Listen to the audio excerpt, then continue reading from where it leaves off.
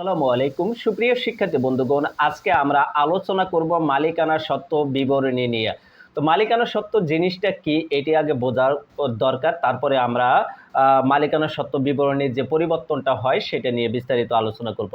তো মালিকানা সত্ত্ব সেই জিনিসটি যেটি হলো কোনো প্রতিষ্ঠানে মোট সম্পদ থেকে মোট দায় বাদ দেওয়ার পরে যা অবশিষ্ট থাকে সেই জিনিসটাই হলো মালিকানা সত্ত্ব।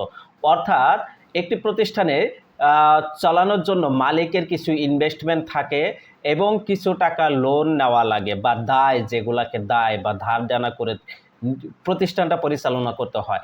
আর এই যে নিজের যে ইনভেস্টমেন্ট এবং দায় দেনা, এই দুইটার সমষ্টিকে বলা হয় প্রতিষ্ঠানের মোট সম্পদ। অর্থাৎ মোট সম্পদ থেকে দায় বাদ দিলে যা অবশিষ্ট থাকে সেটি হলো মালিকানা সত্ত্ব।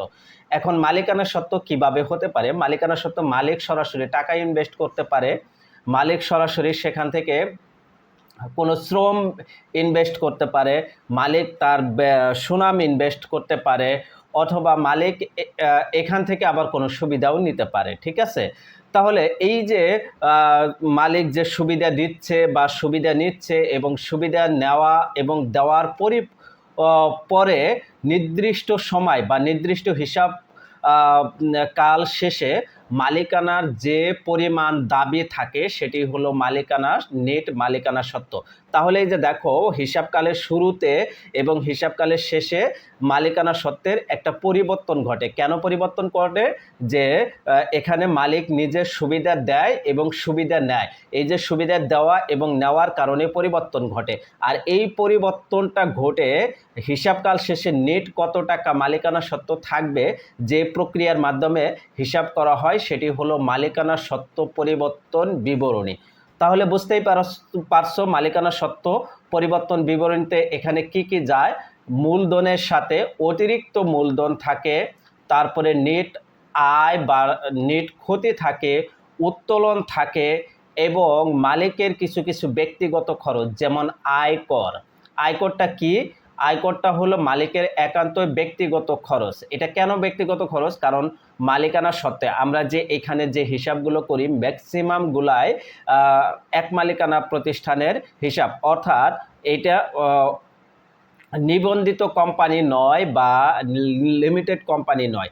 এখানে মালিক একা থাকে বা যৌথ মালিকানা দুই একজন থাকতে পারে, কিন্তু এখান থেকে মালিককে যে পরিমাণ লাভটা হয় সেটার সম্পূর্ণ দাবিদার মালিকানা মালিকের নিজের থাকে। ঠিক আছে, যার কারণে এই যে ইনকামের উপর যে আয়করটা দেওয়া হয় এটি মালিকের ব্যক্তিগত খরচ হিসেবে গণ্য করা হয় এবং এটা উত্তোলনের মতো আয়কর হিসাবে বাদ দিয়ে দিতে হয়। ঠিক আছে, তাহলে দেখো এইটা আমরা কিভাবে মালিকানা সত্ত্ব বিবরণীর ছকটা তৈরি করব সেটা দেখো। প্রথমে প্রতিষ্ঠানের নাম দিব, যে প্রতিষ্ঠানের নাম দেওয়া থাকবে সেটা দিব, তারপরে মালিকানা সত্ত্ব পরিবর্তন বিবরণী এটা লিখব, তারপরে যে সাল দেওয়া থাকবে সেই সাল এবং যে তারিখ দেওয়া থাকবে সেই তারিখে সমাপ্ত বছরের এই কথাটি লিখব, কিন্তু সমাপ্ত বছরে এটা লিখব।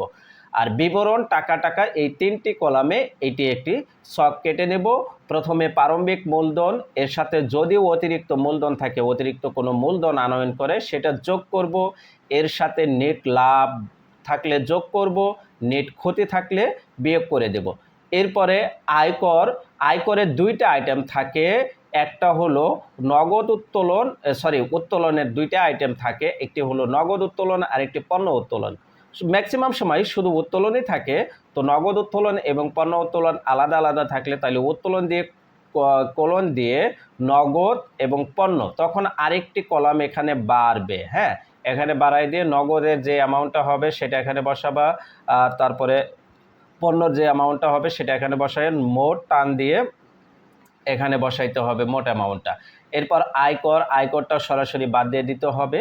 ঠিক আছে, বাদ দিলে আমার একটি রেজাল্ট বের হবে, সেই রেজাল্ট থেকে সাধারণ সঞ্চিতি, সাধারণ সঞ্চিতি বা ভবিষ্যৎ তহবিল যদি থাকে সেই রেজাল্টের সাথে যোগ করে নিতে হবে। ঠিক আছে, এখানে যোগ করে নিয়ে সর্বশেষ যেটি বের হবে সেটি হলো নেট মালিকানা সত্ত্ব বিবরণী বা নেট মালিকানা সত্ত্ব। ঠিক আছে, এটি হলো সমাপনী উদ্বৃত্ত, নেট মালিকানা সত্ত্বের সমাপনী উদ্বৃত্ত। এই অংশটুকুই আর্থিক অবস্থার বিবরণীতে যাবে, এই অ্যামাউন্টটা, এখানে যে অ্যামাউন্টটা আসবে এটি আর্থিক অবস্থার বিবরণীতে যাবে। তো এই ছিল মালিকানা সত্ত্ব পরিবর্তন বিবরণীর বেসিক আলোচনা। আশা রাখি তোমরা এই আলোচনাটার মাধ্যমে মালিকানা সত্ত্ব বিবরণী সম্পর্কে পূর্ণাঙ্গ ধারণা পেয়েছো। তারপরেও যদি কারো কোনো প্রশ্ন থাকে বা কোথাও কোনো কনফিউশন থাকে বা কোথাও কোনো কিছু জিজ্ঞানোর প্রয়োজন থাকে, তাহলে কমেন্ট করে আমাকে জানাবে, আমি তোমাদেরকে রিপ্লাই দিয়ে সেটিকে বোঝানোর চেষ্টা করব। সবাই ভালো থাকো, সুস্থ থাকো, দেখা হচ্ছে পরবর্তী ক্লাসে। আল্লাহ হাফেজ।